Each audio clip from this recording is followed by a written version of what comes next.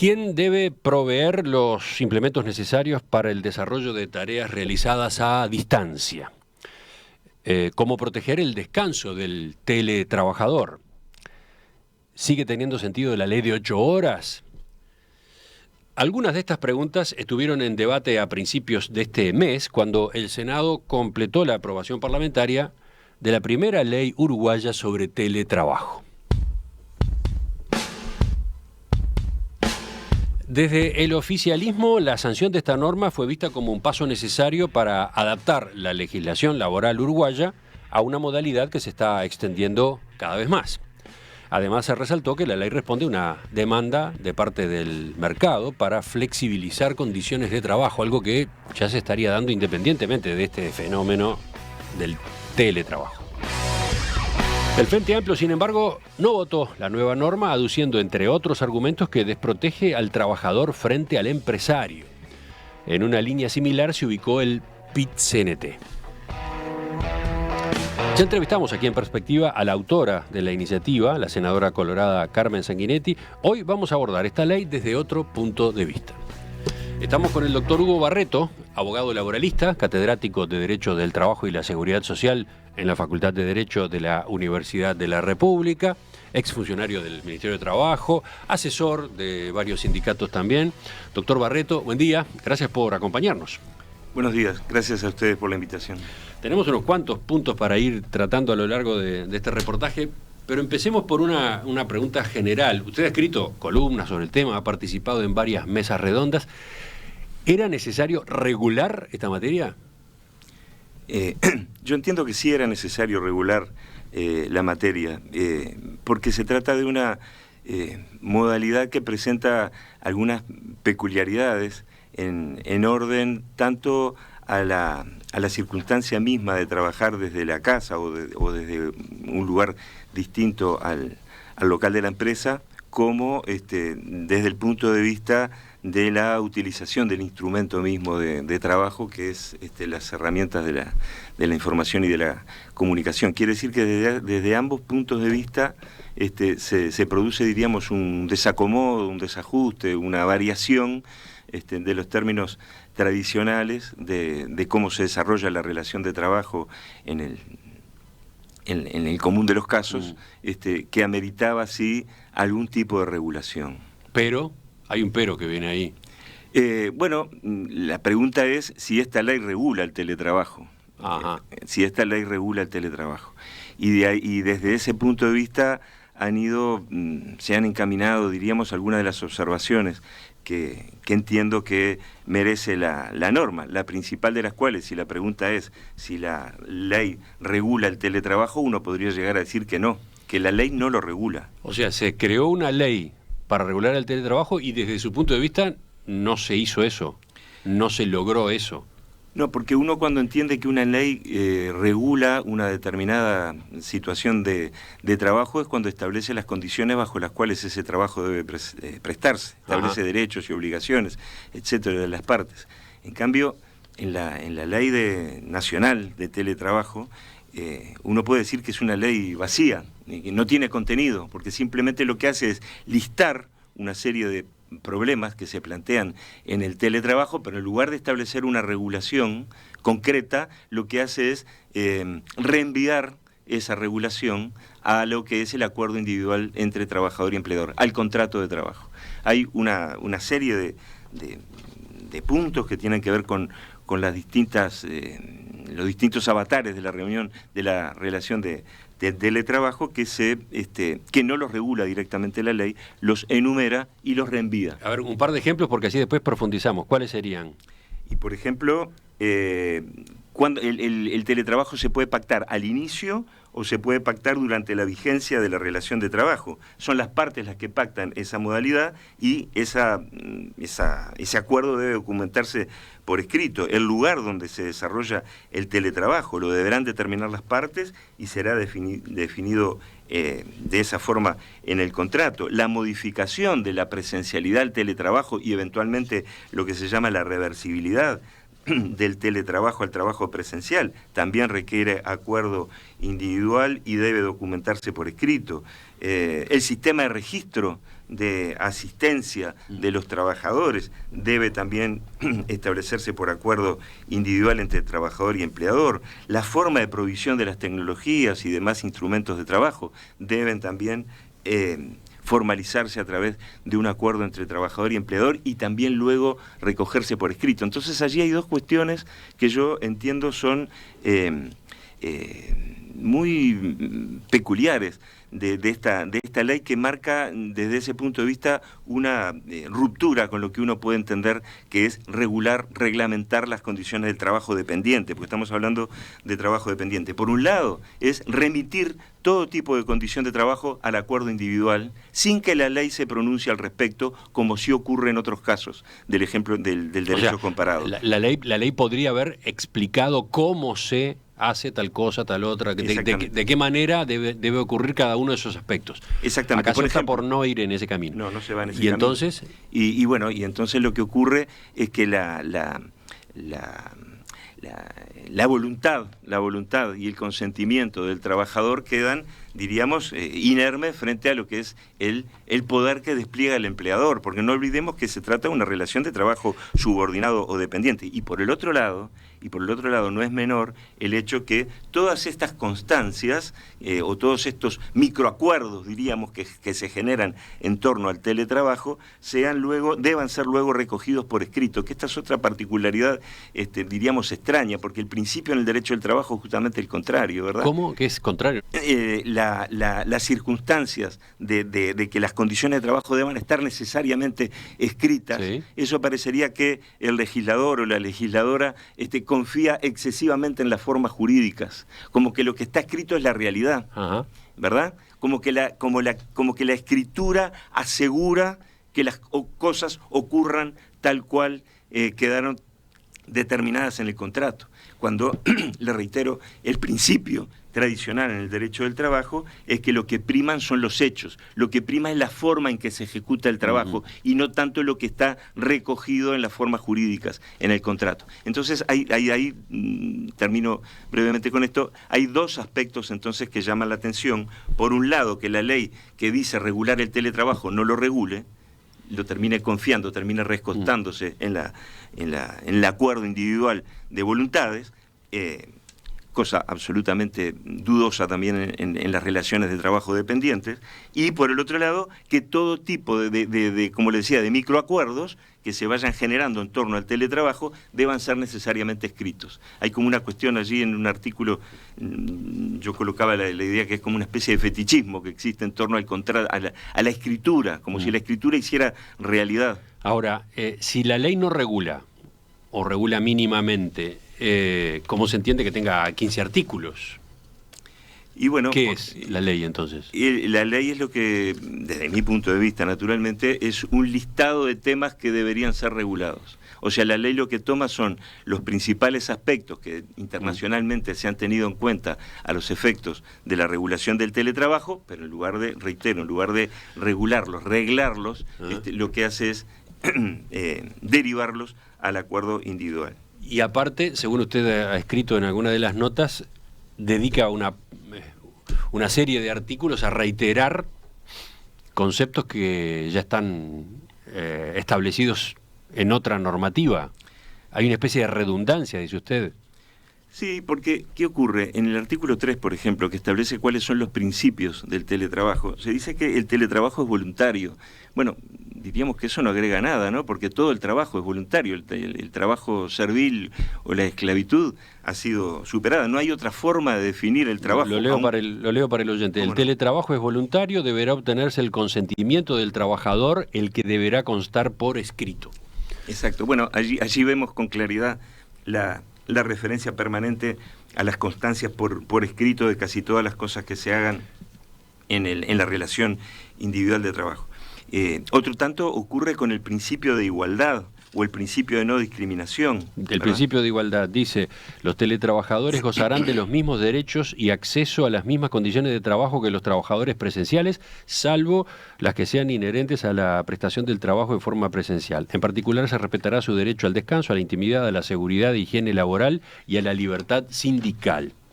¿Qué pasa? ¿Esto tampoco era necesario ponerlo en una ley? Y menos ponerlo de la forma que se puso, ¿verdad? Porque ¿qué pasa? Acá encontramos dos problemas en esta formulación del principio de igualdad, porque como usted muy bien dice, el texto reitera el principio que los trabajadores gozarán de los mismos derechos y el acceso a las mismas condiciones, salvo las que sean inherentes a la prestación de trabajo en forma presencial, pero la ley no da ninguna pista acerca de cuáles son esas condiciones inherentes a la prestación de trabajo de forma del teletrabajador, que determinarían una excepción a la aplicación de las condiciones generales de trabajo que se le aplican o se le reconocen al resto de los trabajadores. Entonces, ¿cuáles son esos derechos inherentes al trabajo presencial que no pueden ser aplicados al teletrabajo? Y además, ¿quién lo determina? ¿Quién es el sujeto que determina cuáles son los derechos que no se aplican al teletrabajador, pero que sí gozan de titularidad los trabajadores presenciales? Y el segundo inciso de ese artículo que usted leía sobre el principio de igualdad dice que en particular se respetará su derecho al descanso, a la intimidad, a la seguridad e higiene laboral y a la libertad sindical. Acá hay otro problema, porque más vale mantenerse en una formulación general del principio de igualdad y no decir que se aplican todos los derechos, pero en particular algunos. ¿Qué quiere decir entonces? ¿Que esos van a ser más aplicados que los otros? Ajá. ¿Y qué pasa con los que no se respetan en particular? Por ejemplo, el salario mínimo, que queda fuera de esta formulación del principio de igualdad. Y el salario mínimo es clave, porque acá, si me permite, nos podemos vincular esta referencia a la total ausencia, a diferencia de otros ejemplos del derecho comparado, la total ausencia en la ley uruguaya a la negociación colectiva. Y el salario mínimo se fija por negociación colectiva tripartita en el Uruguay. Entonces, dos problemas con el principio de igualdad. No nos queda claro cuáles son esas condiciones inherentes a la prestación de trabajo presencial que no se aplicarían al teletrabajador. No queda claro, no se dice, es una ley vacía, otra vez, reitero, y no se indica también quién puede llegar a determinar esas circunstancias. Y en el segundo inciso, reitero, diríamos, se agrava el problema interpretativo porque se dice, en particular se respetará su derecho al descanso, etcétera, enumera una serie de derechos. Entonces uno puede llegar a preguntarse qué ocurre con el resto de los derechos, si no se respetan en particular o tienen menor respeto unos derechos que otros. Yo creo que es un déficit muy fuerte. El principio siguiente en este artículo 13 es el de no discriminación. ¿Tampoco era necesario? ¿Tampoco debía por qué ponérselo en esta ley? El principio de no discriminación está, como el principio de igualdad y el trabajo libre, está reconocido por convenios internacionales del trabajo y por tratados. Aquí lo que hubiera debido hacer la ley, lo que tendría que haber hecho la ley, es, al reconocer el principio de no discriminación, establecer algunas salvaguardas, algunas garantías, algunos procedimientos por los cuales los teletrabajadores deberían ser especialmente protegidos ante cualquier forma de no discriminación. Recuerdo lo que dice el literal de no discriminación: la modalidad de teletrabajo no será medio para la distinción, exclusión o restricción, ya sea basada en la nacionalidad, origen étnico, racial, sexo, edad, orientación sexual o identidad de género, estado civil, religión, condición económica, social, cultural, situación de discapacidad, lugar de residencia u otros factores que tenga por objeto menoscabar o anular el reconocimiento, goce o ejercicio de los derechos humanos y libertades fundamentales. Eso es lo que dice tal cual está en la ley. Claro. La ley española, por ejemplo, establece algunas obligaciones a cargo del empleador en el sentido de que cuente con previsiones especiales o con protocolos para el caso, por ejemplo, del acoso o para el caso mismo de la discriminación laboral, porque el trabajador, diríamos, de alguna manera separado de la organización del trabajo tradicional, puede llegar a perder condiciones de ascenso, de progreso funcional dentro de la empresa. y esas que pueden traducirse en formas larvadas de discriminación laboral.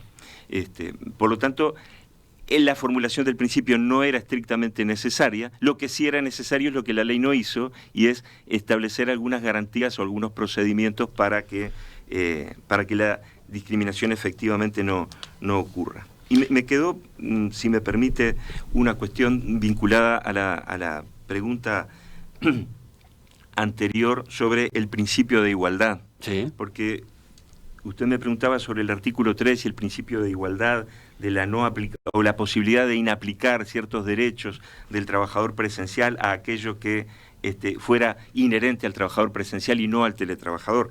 Pero este tratamiento del principio de igualdad lo debemos también vincular con el artículo 10.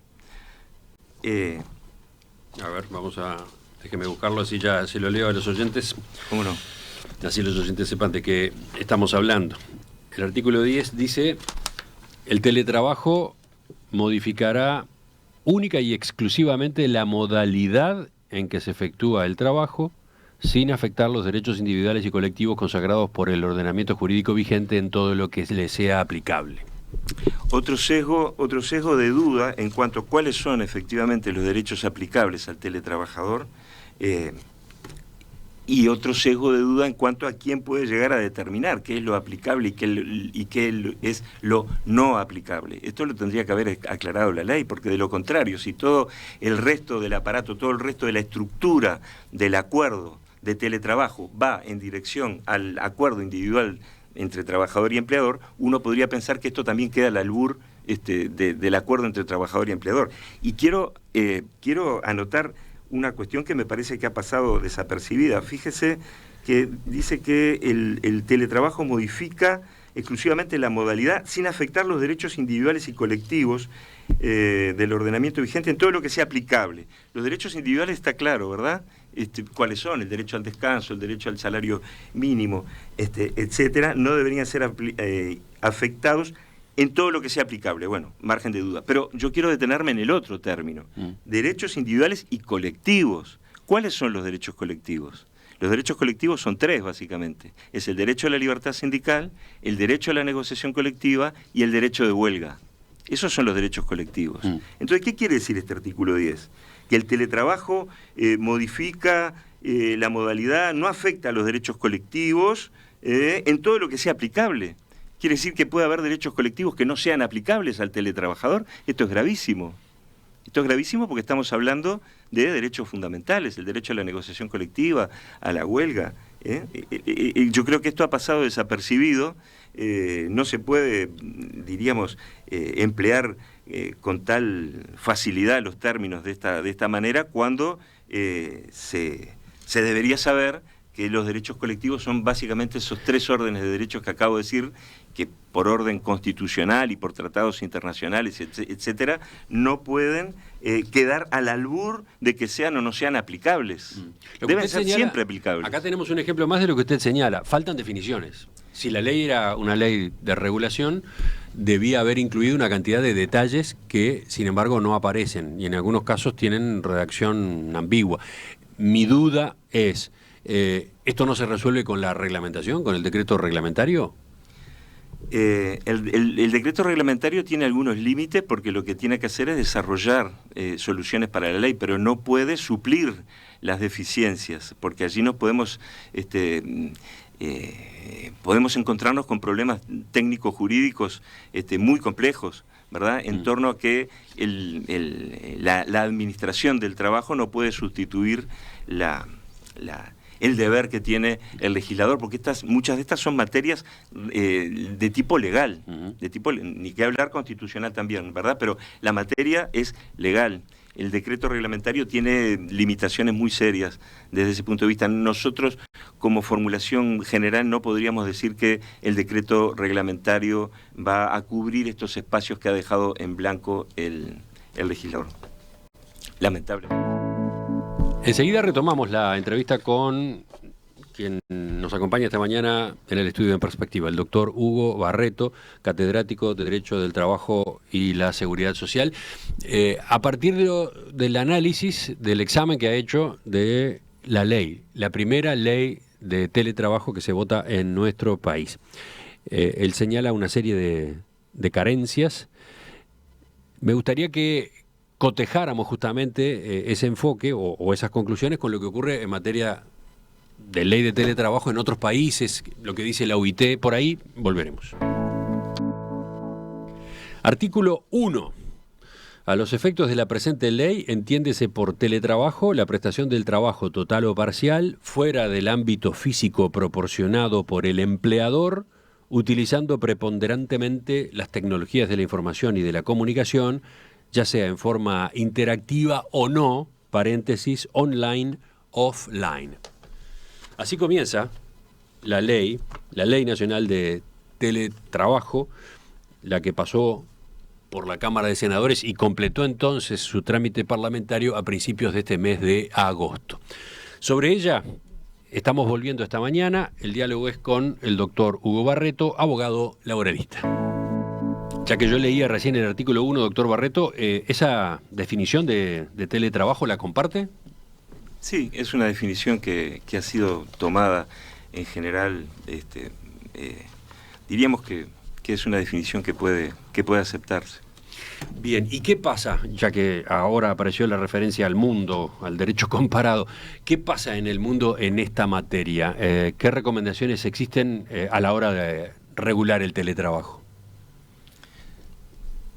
Yo creo que las formas de regular el teletrabajo son formas, diríamos, corrientes de reglamentar cualquier otra modalidad de trabajo. ¿Cómo se reglamenta el trabajo dependiente o subordinado? Se reglamenta a través de la ley o se reglamenta a través de convenios colectivos. En el Uruguay existe una muy rica tradición tanto en lo que hace a la negociación tripartita en consejos de salarios como a la negociación bipartita en convenios colectivos.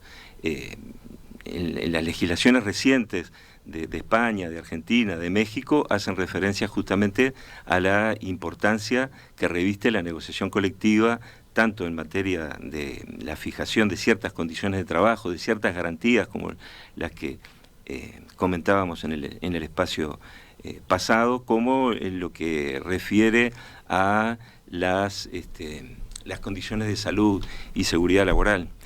Hay una omisión desde ese punto de vista llamativa en esta ley, porque, le reitero, lo tradicional en el Uruguay es que el legislador no sea el único que interviene en materia de relaciones individuales de trabajo, sino que haya una muy profusa, importante y destacable, diría yo, tradición de negociación colectiva, donde se supone que a través de la negociación colectiva hay una mayor equiparación de fuerzas o de condiciones a la hora de negociar. ¿Y la OIT, la Organización Internacional del Trabajo, qué dice en esta materia? Bueno, no hay ningún convenio internacional del trabajo que refiera al teletrabajo en sí. Lo que sí cuenta la OIT es con un convenio internacional del trabajo, que es el 177 sobre trabajo a domicilio, que en realidad se emparenta de alguna manera el trabajo a domicilio con el teletrabajo. En el Uruguay también existen normas sobre trabajo a domicilio de mediados del siglo pasado, para el caso de ciertas industrias como la vestimenta, la textil, etcétera. En realidad el teletrabajo es una forma de trabajo a domicilio, solo que lo que cambia, lo que varía son ciertas condiciones en las cuales algunos derechos del trabajador, como el derecho a la no discriminación, a la intimidad o privacidad, etcétera, pueden verse afectados, y también lo que varía es el instrumento mismo de trabajo, ¿verdad? Que deja de ser el viejo telar o la máquina de coser para pasar a hacer las nuevas tecnologías.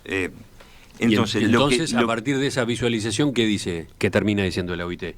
Y la OIT lo que dice es que tratándose de trabajo dependiente, porque también podemos estar en presencia de trabajo autónomo, tratándose de trabajo dependiente, debería irse hacia una regulación que asimilara, de alguna forma, el teletrabajo al trabajo a domicilio.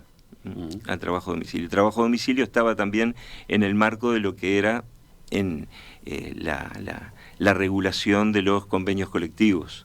La OIT no habla en este punto de tripartismo, pero sí de convenios colectivos. Y por lo tanto, es con esa guía que usted hace los señalamientos que hace, que ha venido planteando en estos minutos de la entrevista.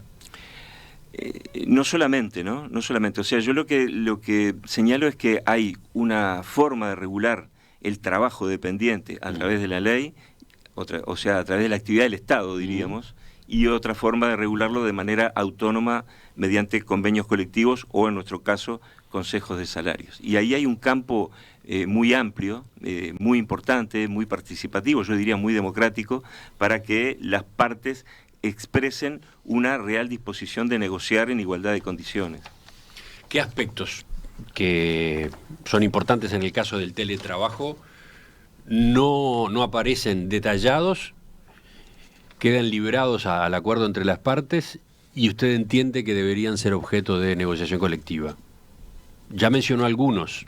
¿Quiere detenerse en algunos en particular, en los que sean, no sé, más importantes? Yo creo que la ley debería tener como política general una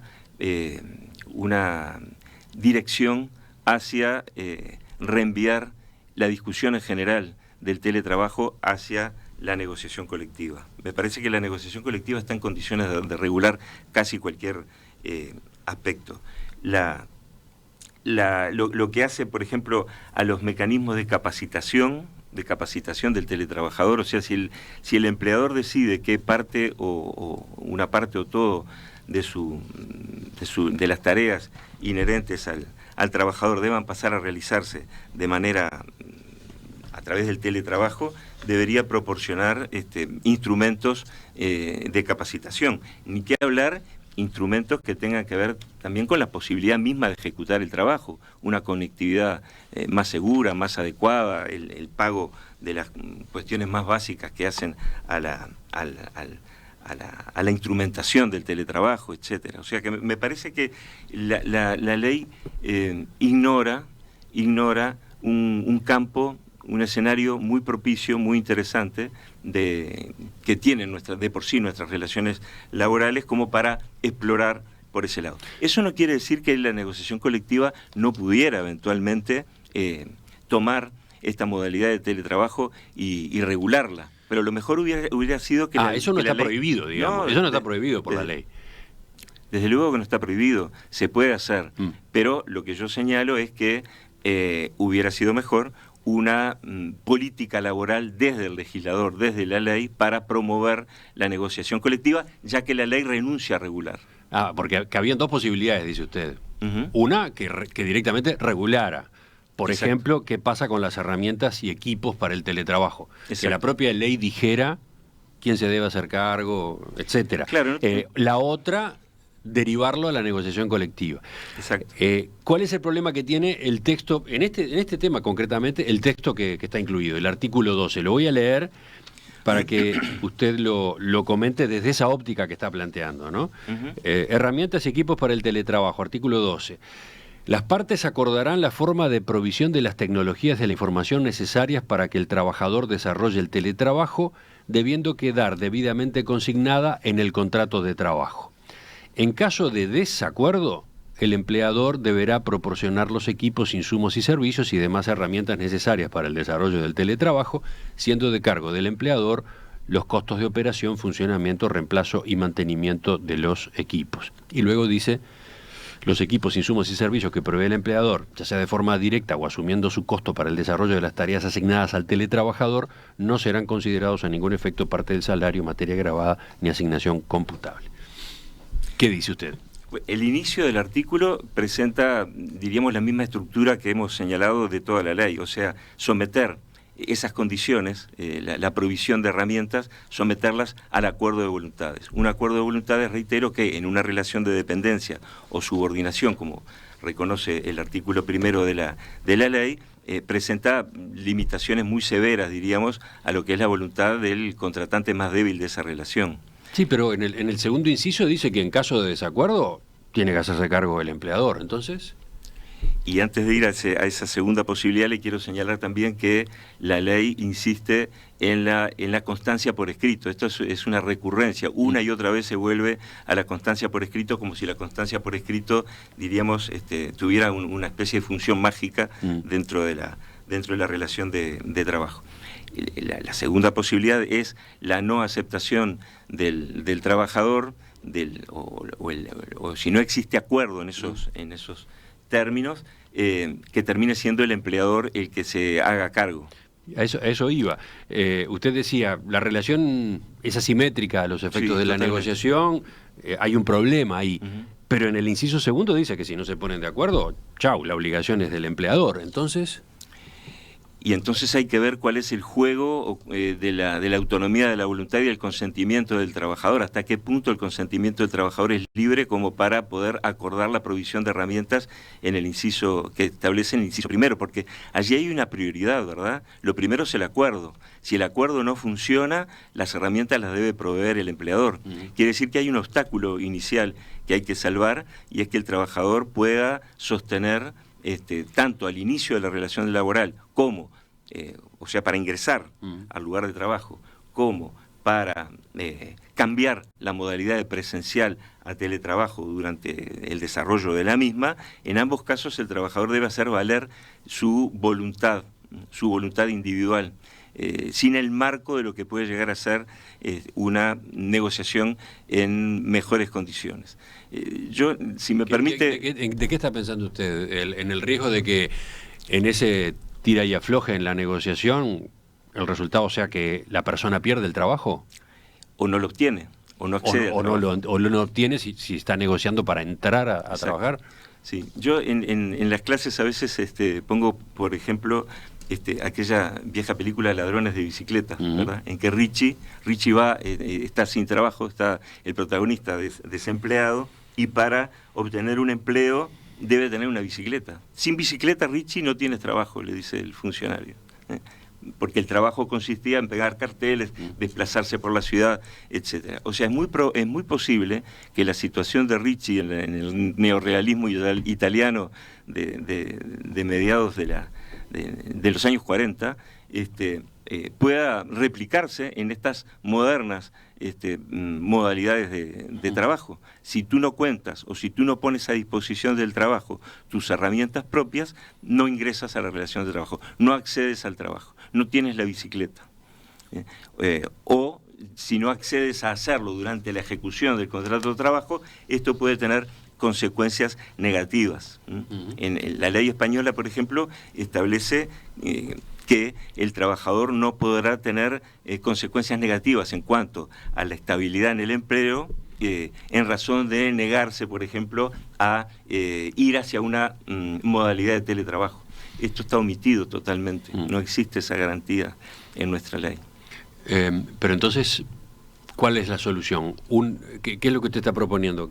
Que directamente esos implementos sean suministrados por el empleador, que sea obligatoria la solución por el lado de que es la empresa, es el empleador el que provee estos equipos. Así se regula en algunos países, exactamente. En Argentina, por ejemplo, en España. O sea, los instrumentos deben ser puestos por el empleador. En caso que sea el trabajador quien pone a disposición del trabajo o quien presta la utilidad de sus instrumentos a los efectos del desarrollo de su tarea, los costos de manutención y la compensación debe ser fijada por negociación colectiva. Sobre este punto, cuando entrevistamos a la senadora Sanguinetti, ¿por qué no estaba la obligación del empleador? Decía que para casos de pequeñas y medianas empresas hay una tensión entre el deseo del empleado y lo que el empleador puede. Habrá multinacionales con la espalda muy ancha que podrán comprar hasta la silla ergonómica que se necesita, pero eso siempre va a depender de la realidad de la empresa. Si una firma más pequeña tiene que comprar 14 laptops más para sus trabajadores por el costo que eso insume, quizás enfrenta un problema serio, quizás entonces no sería viable la solución de teletrabajo. Y bueno, sí es posible que eso sea así, pero la solución propuesta entonces con total claridad por la autora del proyecto es que se descargue en el trabajador los costos que tendrían que ser a cargo de la empresa. O sea, si no se puede hacer teletrabajo, se seguirá trabajando de forma presencial. No debería existir, reitero, una descarga de los costos a espaldas del trabajador, ¿no? ¿No es ese un problema que muchas veces ocurre con la negociación colectiva, que no contemple realidades diferentes que hay adentro de un mismo sector, por ejemplo? La negociación colectiva en el Uruguay está consagrada y reconocida en todos los niveles, ¿no? Usted dice que también puede desarrollarse a nivel de empresa. Desde luego que sí. No necesariamente usted está hablando de una negociación colectiva que fije criterios por rama, por ejemplo. No necesariamente. En el Uruguay existe, desde ese punto de vista, una absoluta libertad de negociación colectiva, a contrario de lo que muchos sostienen. Entonces, hay una negociación colectiva a nivel de rama que puede realizarse tanto a través de un convenio colectivo como de un consejo de salarios, o negociación colectiva a nivel de la empresa. Entonces usted dice que para esto en particular, el suministro de las herramientas y equipos para el teletrabajo, podría haber una negociación colectiva de una microempresa, de una mediana empresa, y también una negociación colectiva para una multinacional instalada en Uruguay. Como para cualquier otro tema. Enseguida, en el final de la entrevista con el doctor Hugo Barreto, vamos a mirar un par de aspectos más de la ley. Por ejemplo, las horas de descanso. Las horas de descanso, la desconexión, dos rubros, dos puntos importantes que se han discutido mucho. A propósito de lo que veníamos discutiendo, doctor Barreto, ¿qué pasa con las herramientas y equipos para el teletrabajo? Que la ley dice que debe ser algo acordado entre el empleador y el empleado. A partir de la objeción que usted hacía, dicen varios mensajes. Por ejemplo, dice: no veo que la gente esté saliendo a robar motos para trabajar en un delivery. Está pasando eso. Para trabajo en delivery se exige, de hecho, una moto, una bicicleta. O manejan otros oyentes ejemplos más antiguos todavía. El peón tiene que tener recado para trabajar en un campo, en una estancia, ¿no? Entonces, ¿por qué es tan extraño? ¿Por qué es objetable el mecanismo que se incluye en la ley en este artículo, el 12? Es objetable porque, bueno, en una situación de dificultad desde el punto de vista del empleo, diríamos, el margen de negociación que puede tener individualmente el trabajador es mucho más estrecho que en casos diríamos, de una situación del empleo más saludable. Las herramientas de trabajo deberían ser proporcionadas, me parece a mí, en principio por el empleador, como en cualquiera de los casos. Siempre hay excepciones, desde luego, pero yo no dije de ningún modo que haya gente que sale a robar motocicletas para trabajar. Por la comparación con la película aquella, ¿no? Ladrones de bicicletas. Claro, correcto, pero hay toda una peripecia que pasa el trabajador, y eso es lo que yo quise significar, no seguir al pie de la letra. La peripecia es la necesidad de contar con un bien, con un insumo para obtener un empleo dependiente, es nada más que eso. Vayamos al tema de las horas de descanso. Artículo 8. Lo voy a leer para que el oyente se ubique, porque no todo el mundo tiene de memoria la ley. El total del tiempo efectivamente trabajado no superará el máximo legal de horas semanales de trabajo aplicable a la actividad a la que pertenece la empresa o institución, o el límite semanal establecido contractualmente en su caso, sin perjuicio del derecho al descanso y a la desconexión. Y luego agrega: deberá existir una desconexión mínima de 8 horas continuas entre una jornada y la siguiente. El teletrabajador podrá distribuir libremente su jornada en los horarios que mejor se adapten a sus necesidades. Y por último, el exceso de trabajo diario respecto de la jornada legal o contractual no constituirá trabajo extraordinario y por lo tanto no dará lugar al pago de horas extras. Las horas efectivamente trabajadas que superen el límite legal o convencional diario se compensarán con horas no trabajadas en otros días de la misma semana. Y las horas que superen el máximo de horas semanales de trabajo aplicables a la actividad o las horas semanales convencionalmente pactadas, esas sí se abonarán con un 100% de recargo sobre el valor hora de los días hábiles. ¿Qué dice usted a propósito de este artículo que ha generado, sí, mucha polémica, ¿no? En este estribó en particular el Frente Amplio en la discusión en el Parlamento. Sí, este fue el artículo, diríamos que yo lo vinculo con todo con el artículo 14. Usted leyó el artículo 8 sobre el horario de trabajo, pero esto hay que vincularlo con el 14, que es el derecho a la desconexión. Pero bueno, vayamos entonces por partes, si quiere. Efectivamente, este fue uno de los, yo diría la principal objeción que se presentó y las discusiones más fuertes llevadas adelante en el Parlamento. Acá la ley lo que hace es desestructurar, desarmar, de alguna manera desregular el horario y el descanso del trabajo, porque se va desde la limitación diaria del tiempo de trabajo. Ustedes saben que hay dos limitaciones en realidad al tiempo de trabajo en nuestra legislación. La limitación diaria, no más de 8 horas, o el límite convencional que fuera en caso que sea menor de 8 horas, y la limitación semanal, que puede ser de 48 o 44, o la cantidad de horas que fueran según el acuerdo convencional que exista. Acá lo que se hace es abatir el límite diario. Se podrá trabajar más de 8 horas, yo digo que se podrá trabajar hasta 16 horas, de acuerdo a la disposición, al dispositivo legal, manteniendo la limitación semanal de 44, de 48 o la limitación convencional que exista. La única cortapisa, diríamos, a este trabajo a lo largo de toda la jornada, la única cortapisa es lo que se señala en torno a la desconexión mínima de 8 horas. O sea, se cambia además la mecánica de regulación del tiempo de trabajo, de decir que se puede trabajar no más de 8 horas a decir se puede descansar no menos de 8.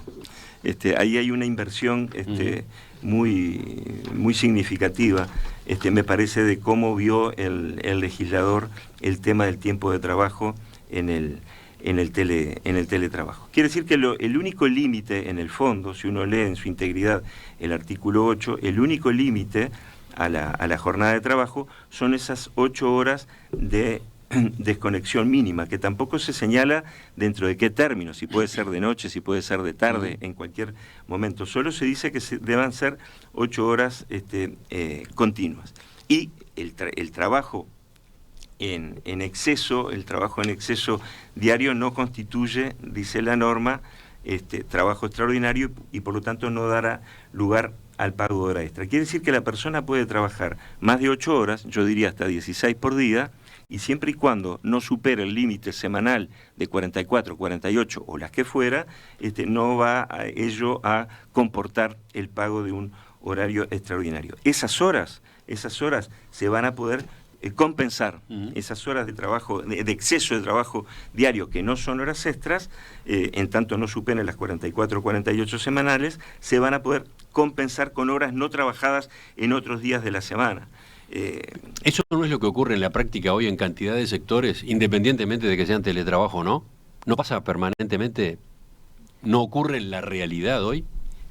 Bueno, a mí me costaría decir que ocurre de manera, no sé, no conozco ninguna mensura a ese respecto. Yo no tengo Exacto, datos, no tengo números precisos, pero pasa. Es más, la senadora Sanguinetti en el debate o en la entrevista acá señalaba, está pasando eso hace tiempo, hay trabajadores que piden ese tipo de dinámica, ¿no? Para tomarse unos días libres, para tener un fin de semana más largo, ese tipo de cosas, ¿no? Sí, con todo parecería que el descanso mínimo de 8 horas hace que la jornada pueda ser de 16, y esto también se parece bastante al pasado, ¿verdad? Y no tanto al siglo XXI, más bien que evoca, yo diría, al siglo XIX. Pero yo quiero señalar algunos aspectos más técnicos, si me permite. Fíjese el giro de la ley. Las horas que superan el límite legal o convencional diario se compensarán con horas no trabajadas en otros días de la misma semana. Este es un problema. Aún dentro de la lógica desestructuradora del horario que tiene este artículo 8, porque al tenerse que compensar en otros días de la misma semana, uno cabe preguntarse, bueno, ¿qué es lo que ocurre si por una circunstancia debida a la organización del trabajo en la empresa o por alguna imposibilidad del trabajador de gozar esa compensación en la misma semana, no la puede gozar? Estaríamos incumpliendo la ley. Se estaría incumpliendo la ley porque dice que las horas se compensan con horas no trabajadas en otros días de la misma semana. De la misma semana. Eso a mí me parece que bueno, no quedan claro en la ley cuáles podrían llegar a ser las consecuencias de no compensar en otros días de la semana. Eso quiere decir que se transformarían en horas extras, quizá sería una interpretación posible, entre otras.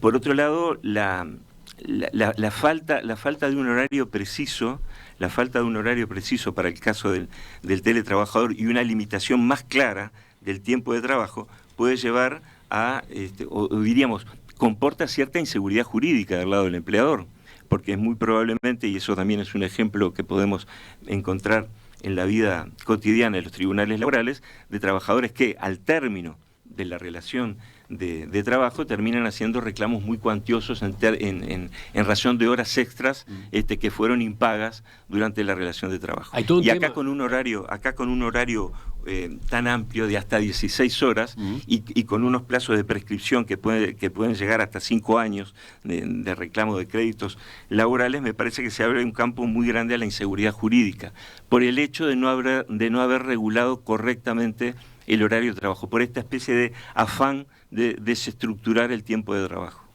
Sí, usted decía que este artículo hay que leerlo, o quiere usted leerlo, en conjunto con el 14, el del derecho a la desconexión. ¿Por qué?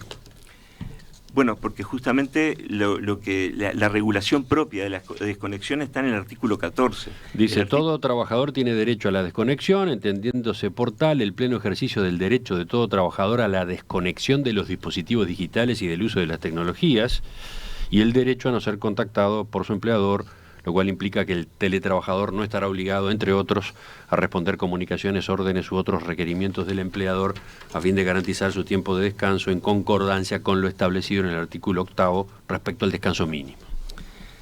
Exacto. Acá el problema está, a diferencia de otras normas que venimos citando, el caso de México, de Argentina, de España, etcétera, que en relación a la definición de la desconexión, o sea, este derecho a la desconexión de dispositivos y del uso de las tecnologías y el derecho a no ser conectado por el empleador, debería complementarse con no ser conectado por el empleador durante el tiempo de descanso, perdón.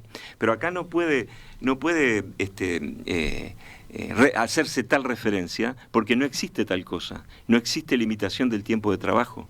La única limitación son esas 8 horas de desconexión obligatoria. Entonces el derecho a la desconexión no puede operar porque no tiene un marco, no tiene una mensura de cuántas horas se puede trabajar, de cuándo se está descansando y cuándo se está trabajando. Esto queda otra vez queda al albur del acuerdo individual de trabajador y empleador. Estaba mirando, mientras usted respondía a la última pregunta, estaba mirando los mensajes de los oyentes, que son una cantidad, afortunadamente. O sea, la entrevista interesa, la entrevista está generando elogios por un lado, porque los hay y son muchos, y por otro también objeciones.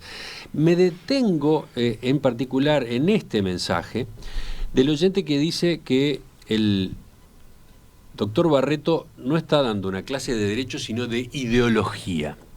¿Qué contesta usted en ese sentido? El enfoque que usted está planteando, ¿cuánto de ideológico tiene o cuánto de ideológico encuentra en el proyecto o en el texto de la ley? Es probable que mi enfoque sea tan ideológico como el del oyente o como el de cualquiera. A veces cuando hay una discrepancia de fondo en cuanto a un cierto enfoque, se acusa al otro y dice, bueno, tú estás haciendo un enfoque ideológico. Es probable que haya ideología. En realidad, ¿cuál es el fondo del asunto? El fondo del asunto en esto es que enteramente el derecho del trabajo fue construido con base a una impronta de limitación de la libertad de las partes en la relación de trabajo, porque la consagración absoluta de la libertad de las partes en una relación desigual, en una relación de dependencia, significa el altísimo riesgo de abandonar esa relación a la voluntad de una sola de los contratantes. Por lo tanto, si el oyente eso lo entiende como una fundamentación ideológica, yo lo acepto, que sea de esa manera, como también seguramente sea una fundamentación de tipo ideológico la de aquellos que piensan que el derecho del trabajo y las regulaciones en el trabajo son obstáculos para el desarrollo económico y deberían no existir, ¿verdad? Deberíamos volver al Estado liberal clásico. Eso también es ideología.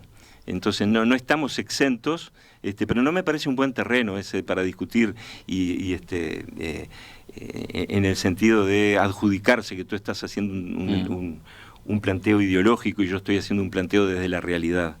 Me parece que es legítimo las concepciones que se deba tener acerca de cómo se debe regular el trabajo dependiente en la sociedad y a partir de eso es que debemos discutir las mejores formas de compatibilizar, diríamos, el interés a la protección del trabajo respecto a lo que es el interés del desarrollo económico. Me queda la duda, por supuesto, de, a partir de objeciones como esta, ¿qué es lo que se propone? ¿Qué debe pasar con esta ley? No sé cuán extendido está este punto de vista en la academia, pero desde su ángulo, por lo menos, ¿qué habría que hacer? ¿Modificar la ley? Esa es una posibilidad. Desde luego que podría modificarse la ley y ir hacia una regulación más razonable que contemple la disparidad de situaciones entre el trabajador y el empleador. También sería posible la implementación, diríamos, de una política laboral de incentivo de la negociación colectiva para que sea la negociación colectiva, tanto bipartita como la tripartita en Consejo de Salarios, la que podría suplir esos vacíos. Esa debería ser una decisión del gobierno, del Ministerio de Trabajo, del Poder Ejecutivo. Esa es una decisión de política laboral del Poder Ejecutivo. Doctor Hugo Barreto, abogado laboralista, catedrático de Derecho del Trabajo y Seguridad Social en la Universidad de la República, le agradezco su presencia esta mañana. Volvemos sobre el tema, lo dejamos abierto, iremos incorporando otros puntos de vista. Muchas gracias a ustedes. Ya cambiamos porque viene la tertulia de este lunes.